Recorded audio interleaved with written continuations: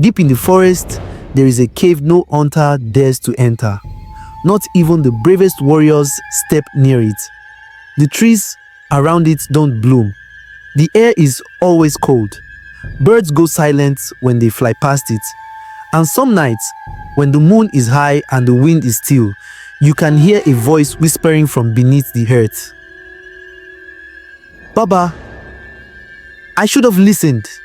The elders say is the voice of Princess Anuli, daughter of a great king. A girl so beautiful, even the stars would pause to admire her. But her story is not one of beauty. It's a warning. Anuli was the jewel of the kingdom. Skin like polished bronze, eyes like river stones, and a voice soft as flute wind. From childhood, she was told she was special, chosen, divine. And so she believed it. Princes traveled from distant lands to ask for her hand. Warriors with scars of glory, nobles with riches beyond counting, but Anuli turned them all away. Too fat, too short, too slow, too loud, not enough. Each rejection made her more famous and more feared. Her father, King Obiora, pleaded with her. My child, the crown is heavy when worn alone. Must every suitor be perfect in your eyes? But Anuli only smiled. Let perfection come to me. Anything less is an insult. When the final suitor came, then one evening, a stranger arrived at the palace gates. He wore no gold, no fine robes, only a dark cloak made of forest vines. His face was hidden behind a carved wooden mask shaped like a serpent's head. I am Obulor, he said. I seek the hand of your daughter. The guards laughed. The servants whispered. The king was outraged, but Anuli leaned forward.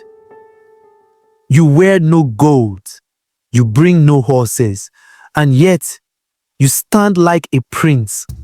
What makes you think you are worthy of me? Obulor answered calmly, because I am the only one who does not wish to change you. A silence fell over the court. That night, Anuli said, let him be my husband. The night of truth. After the wedding feast, oddly quiet, strangely cold, Anuli followed her new husband into the forest. Where is your home? She asked. In the place where truth sleeps, he said. They walked for hours, past trees that bent as they passed, past rivers that refused to reflect them. Finally, they reached a cave hidden beneath roots and shadow. Obulor turned. Before you enter, I will show you who I truly am.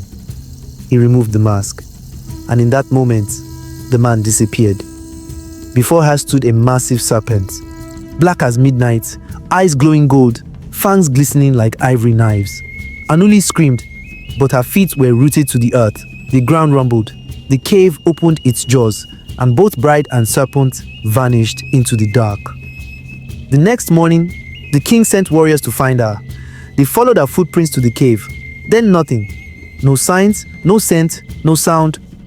The elders say the cave sealed itself with a hiss. No one goes near it now. But they say that if you press your ear to the stone at night, you will hear her whisper, Baba, I should have listened. I should have chosen love over pride. Years passed. The forest grew thicker around the cursed cave. The people moved on. Even the king, once filled with rage and sorrow, grew old and quiet. But the cave never forgot. And every now and then, the whispers returned. Papa, save me! I see the sun only in dreams. One rainy season, when thunder danced across the sky, a stranger arrived in the kingdom. A traveler clothed in white cloth, with skin like burnished clay and eyes the color of the sky before a storm. He came with no name, no horse, no entourage, just a long staff and a question: where is the place where the ground swallowed the king's daughter? The villagers led him to the cave and warned him, no man who has entered has returned. Her soul is lost, her story is over. But the traveler smiled. The story is not over. It is only waiting for its ending. Into the cave. That night, he lit a single flame on the end of his staff and stepped into the cave. Inside, the air was thick with silence. The walls wept, water that shimmered like silver.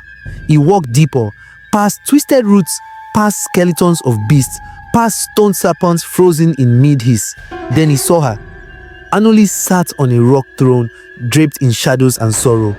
Her face was pale, her eyes empty. Coiled around her like a crown was Obulor.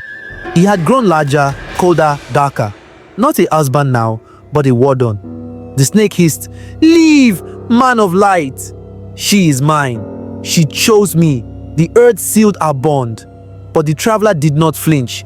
He planted his staff into the ground, and with a voice that shook the cave, he said, "She was never yours. She was a prisoner of her own pride. But even the proud deserve a path back home." The snake lunged, but the traveler raised his hand, and the flame grew into a great fire, burning blue, ancient, and wild. Obulor screamed, writhing, hissing, breaking into shards of darkness. The fire did not burn Anuli.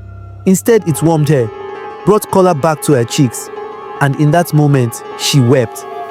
"I thought I knew everything," she whispered, "but pride built a palace with no door." The traveler smiled gently. "Then let humility be the key." The return. He carried her out of the cave as dawn broke. For the first time in years, light touched the mouth of the cave. The trees bloomed again. Birds sang. The wind no longer mourned. It danced. When they reached the palace, King Obiora, now old and grey, collapsed in joy. The kingdom rejoiced, but Anuli did not return to her throne. She asked to live among the people, to learn, to teach, to serve. She planted gardens. She told stories to children. And every week, she returned to the forest, not in fear, but in gratitude. Because she had learned something most never do. Sometimes, we are not captured by monsters. Sometimes we create them with our own hearts.